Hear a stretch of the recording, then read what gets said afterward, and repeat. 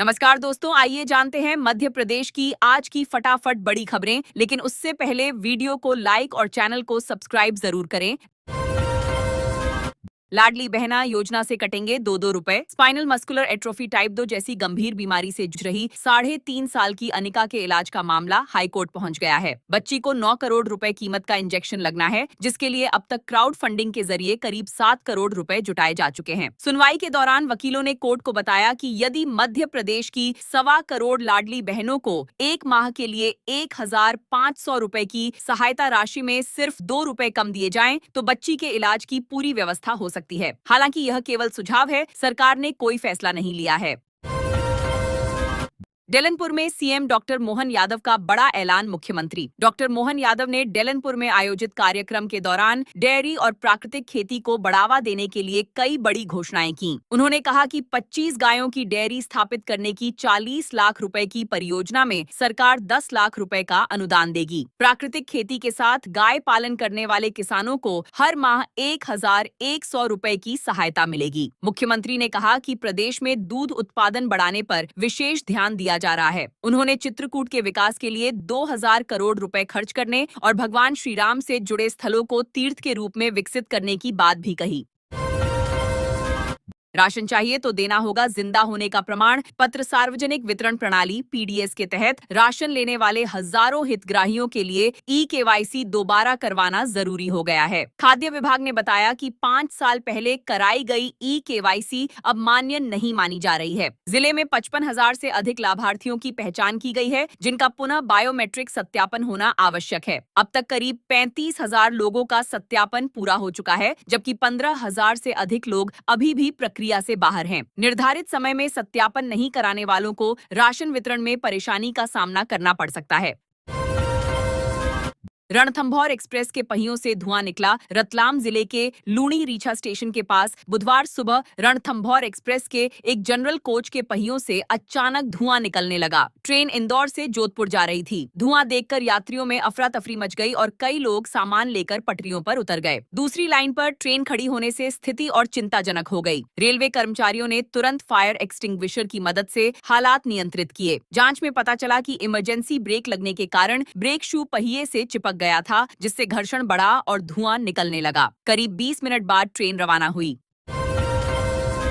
अतिक्रमण हटाने पहुंची टीम। मंत्री बोले पहले पुनर्वास करें। भोपाल में 10 लेन सड़क निर्माण परियोजना के तहत नयापुरा सेंट्रल जेल क्षेत्र में अतिक्रमण हटाने की कार्रवाई से पहले मंत्री विश्वास सारंग मौके पर पहुंचे। उन्होंने अधिकारियों को निर्देश दिए कि प्रभावित परिवारों के पुनर्वास की व्यवस्था सुनिश्चित करने के बाद ही कार्रवाई आगे बढ़ाई जाए। सड़क निर्माण से कई परिवार प्रभावित होने वाले थे। मंत्री ने कहा कि विकास कार्य जरूरी हैं, लेकिन गरीबों के हितों की अनदेखी नहीं होनी चाहिए। उन्होंने अधिकारियों से कहा कि प्रभावित परिवारों को वैकल्पिक प्लॉट उपलब्ध कराए जाएं और किसी भी व्यक्ति को बेघर होने की स्थिति का सामना न करना पड़े।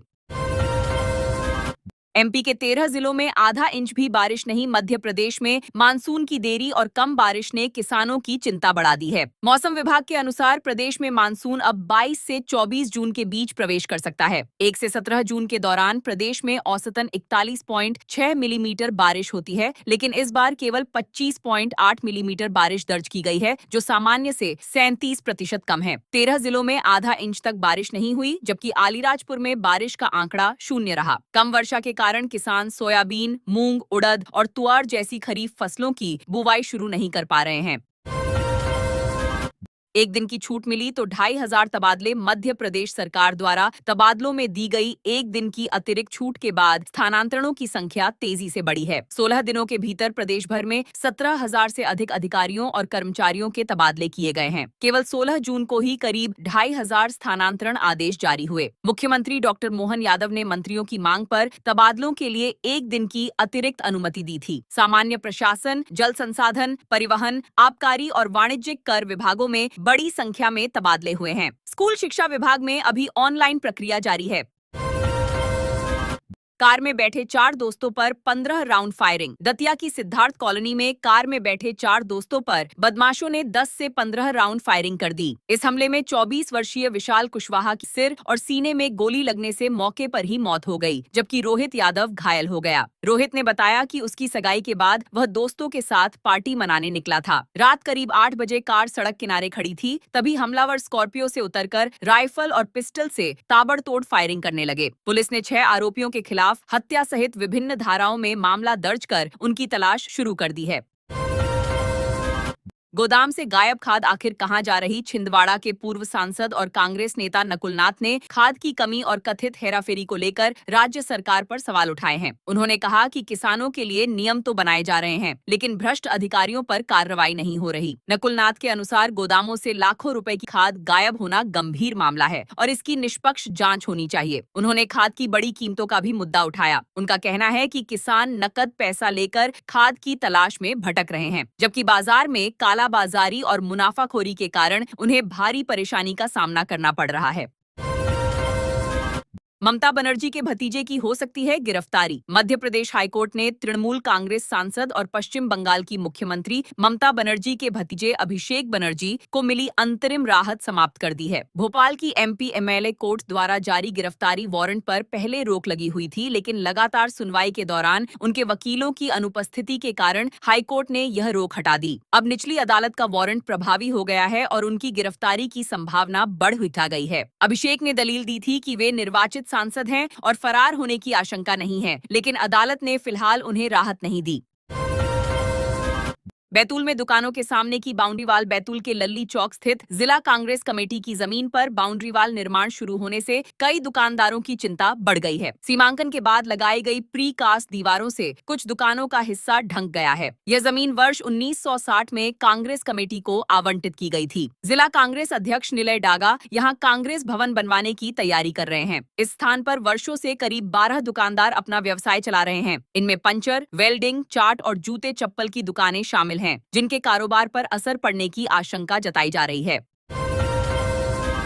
एमपी में जल्द लागू हो सकता है यूसीसी। मध्य प्रदेश में समान नागरिक संहिता यूसीसी लागू करने की दिशा में सरकार की तैयारियां तेज हो गई हैं। संभावना है कि 20 जुलाई से शुरू होने वाले विधानसभा के मानसून सत्र में इससे जुड़ा विधेयक पेश किया जा सकता है। सरकार प्रदेश भर में जनसुनवाई के माध्यम से नागरिकों के सुझाव ले रही है। अधिकांश जिलों में यह प्रक्रिया पूरी हो चुकी है, जबकि भोपाल में 22 जून को जनसुनवाई आयोजित होगी। सेवानिवृत्त न्यायाधीश रंजना प्रकाश देसाई की अध्यक्षता वाली समिति सभी सुझावों और कानूनी पहलुओं का अध्ययन कर रही है। इसके बाद अंतिम रिपोर्ट सरकार को सौंपी जाएगी।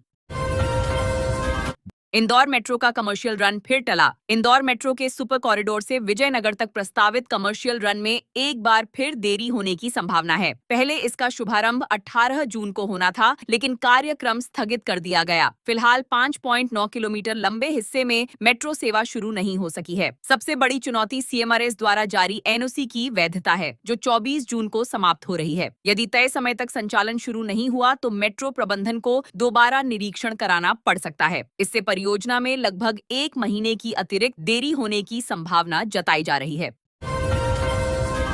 राहुल गांधी की याचिका पर हाईकोर्ट में सुनवाई। कांग्रेस नेता राहुल गांधी की याचिका पर मध्य प्रदेश हाईकोर्ट में सुनवाई हुई। यह मामला केंद्रीय मंत्री शिवराज सिंह चौहान के बेटे कार्तिकेय सिंह चौहान द्वारा दायर मानहानि प्रकरण से जुड़ा है। राहुल गांधी ने भोपाल की एमपी एमएलए कोर्ट द्वारा जारी समन को हाईकोर्ट में चुनौती दी है। सुनवाई के दौरान अदालत ने निचली अदालत की ऑर्डर शीट तलब की। राहुल गांधी की ओर से रिकॉर्ड प्रस्तुत करने के लिए समय मांगा गया, जिसे स्वीकार कर लिया गया। अदालत ने मामले की अगली सुनवाई 23 जून को तय की है, जहां आगे की कानूनी प्रक्रिया पर विचार होगा। 50,000 में खरीदी नौकरी। सॉल्वर ने दी एसएससी। शिक्षा सीमा सुरक्षा बल की भर्ती प्रक्रिया में बड़ा फर्जीवाड़ा सामने आया है। जबलपुर के एक युवक ने कथित तौर पर 50,000 रुपए देकर किसी दूसरे व्यक्ति से एसएससी परीक्षा और मेडिकल टेस्ट दिलवाया और कांस्टेबल पद पर चयनित हो गया। नियुक्ति के बाद वह बेंगलुरु स्थित बीएसएफ ट्रेनिंग सेंटर पहुंचा और 12 दिन तक प्रशिक्षण भी लेता रहा। अंतिम बायोमेट्रिक सत्यापन के दौरान उसके फिंगरप्रिंट रिकॉर्ड से मेल नहीं खाए और पूरा मामला उजागर हो गया। पुलिस अब उस सॉल्वर सहित पूरे गिरोह की तलाश कर रही है, जिसने भर्ती प्रक्रिया में सेंध लगाई। दिग्विजय सिंह ने आरएसएस के रजिस्ट्रेशन पर सवाल उठाए। पूर्व मुख्यमंत्री और कांग्रेस के वरिष्ठ नेता दिग्विजय सिंह ने सीहोर दौरे के दौरान राष्ट्रीय स्वयंसेवक संघ के रजिस्ट्रेशन और वित्तीय व्यवस्था पर सवाल उठाए। उन्होंने कहा कि किसी भी संगठन के लिए रजिस्ट्रेशन, सदस्यता और बैंक खाता जरूरी होता है। दिग्विजय ने आरोप लगाया कि आरएसएस का आधिकारिक रजिस्ट्रेशन नहीं है और पूछा कि संगठन में आने वाला धन किस प्रकार संचालित किया जाता है। उन्होंने इस मामले की उच्च स्तरीय जांच की मांग की। साथ ही कहा कि देश के सभी संगठनों की तरह संघ की वित्तीय व्यवस्था में भी पारदर्शिता सुनिश्चित की जानी चाहिए। मंत्री तोमर और राजपूत को लेकर दिए बयान पर सफाई गुना विधायक पन्नालाल शाक्य ने ऊर्जा मंत्री प्रद्युम्न सिंह तोमर और खाद्य मंत्री गोविंद सिंह राजपूत को लेकर दिए गए अपने बयान पर संगठन के सामने सफाई पेश की है। भाजपा प्रदेश अध्यक्ष हेमंत खंडेलवाल से मुलाकात के बाद उन्होंने कहा कि पार्टी में कोई मतभेद नहीं है और सभी नेता एक परिवार की तरह कार्य कर रहे हैं। उन्होंने संगठन और कार्यकर्ताओं को सर्वोपरि बताया। दरअसल हाल ही में बिजली कटौती की शिकायत को लेकर बिजली कंपनी कार्यालय पहुंचे के अधिकारियों पर नाराज हुए थे। इस दौरान उनका बयान अपनी ही सरकार के मंत्रियों को लेकर चर्चा का विषय बन गया था। प्रदर्शन में शामिल इंदौर के 2 कोचिंग टीचर पर एफआईआर। भोपाल में लोक शिक्षण संचालनालय डीपीआई के बाहर धरना प्रदर्शन में शामिल इंदौर के 2 कोचिंग शिक्षकों के खिलाफ एफआईआर दर्ज की गई है। गोविंदपुरा पुलिस ने डीपीआई कमिश्नर की शिकायत पर दिनेश ठाकुर और राकेश काकोरिया के खिलाफ शासकीय कार्य में बाधा पहुंचाने का मामला दर्ज किया है। दोनों शिक्षक वर्ग 2 के चयनित अभ्यर्थियों के समर्थन में प्रदर्शन कर रहे थे। अभ्यर्थियों का कहना है कि चॉइस फिलिंग पूरी हुए 6 महीने से ज्यादा समय बीत चुका है, लेकिन नियुक्तियां अब तक नहीं हुई हैं। उन्होंने शिक्षा मंत्री पर भी वादाखिलाफी का आरोप लगाया है। राष्ट्रपति ने जनजातीय महासम्मेलन को किया संबोधित। राष्ट्रपति द्रौपदी मुर्मू ने बैतूल के लाल बहादुर शास्त्री स्टेडियम में आयोजित आध्यात्मिक जागृति से जनजातीय समाज का सशक्तिकरण महासम्मेलन में हिस्सा लिया। कार्यक्रम में उन्होंने दीप प्रज्वलित कर महासम्मेलन का शुभारंभ किया और जनजातीय समाज के विकास एवं सशक्तिकरण पर अपने विचार रखे। इससे पहले मिलानपुर टोल नाका स्थित हेलीपैड पर राज्यपाल, मंत्री और जनप्रतिनिधियों ने उनका स्वागत किया। राष्ट्रपति ने स्टेडियम पहुंचकर पौधरोपण किया और विभिन्न विभागों द्वारा लगाई गई प्रदर्शनी का अवलोकन भी किया। कार्यक्रम के बाद वह कड़ी सुरक्षा के बीच ओंकारेश्वर के लिए रवाना हो गईं। कटनी में बोलेरो से अवैध शराब की तस्करी। कटनी के कुठला थाना क्षेत्र में पुलिस ने बड़ी कार्रवाई करते हुए एक बोलेरो वाहन से 540 लीटर अवैध देशी शराब बरामद की है। जब्त शराब और वाहन की कुल कीमत करीब 13 लाख रुपए आंकी गई है। पुलिस को देखकर वाहन चालक बोलेरो बीच रास्ते में छोड़कर फरार हो गए। नगर पुलिस अधीक्षक नेहा पच्चीसिया ने बताया कि पुलिस टीम इंदिरा नगर पुल के पास गश्त और चेकिंग कर रही थी, तभी संदिग्ध बोलेरो को रोका गया। तलाशी के दौरान 60 कार्टून शराब मिली, जिसमें देशी लाल मसाला और सफेद शराब शामिल थी। पुलिस फरार आरोपियों की तलाश कर रही है।